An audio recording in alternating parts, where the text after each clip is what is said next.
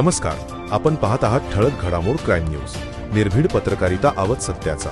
रक्षकच झाला भक्षक, पोलीस उपनिरीक्षकाने तरुणीवर केला बलात्कार। हवेली तालुक्यातील फुरसुंगी पोलीस ठाण्याच्या हद्दीत पोलीस उपनिरीक्षकाने लग्नाचे खोटे आमिष दाखवून आपल्यावर वारंवार लैंगिक अत्याचार केला अशी तक्रार एका तरुणीने केली असल्याची धक्कादायक बाब समोर आली आहे। यांवरून पोलीस उपनिरीक्षकावर गुन्हा दाखल करण्यात आला आहे। पोलीस सूत्रांनी दिलेल्या माहितीनुसार सध्या पुणे पोलीस आयुक्तालयात कार्यरत असलेले पोलीस उपनिरीक्षक अजिंक्य रायसिंग जाधव वय 32 असे गुन्हा दाखल झालेल्या पोलीस उपनिरीक्षकाचे नाव आहे। सन 2023 मध्ये सोशल मीडियाच्या माध्यमातून जाधव आणि पीडित तरुणी यांची ओळख झाली होती।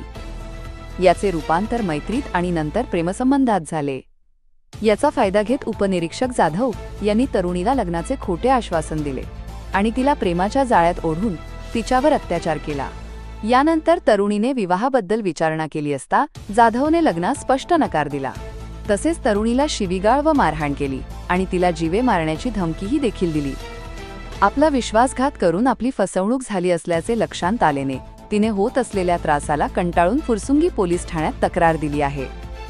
यांवरून पोलिसांनी तात्काळ पोलीस उपनिरीक्षक अजिंक्य जाधव याच्याविरुद्ध विविध कलमांखाली गुन्हा दाखल केला आहे। प्रतिनिधी अविष्कार फुले सोबत ठळक घडामोड।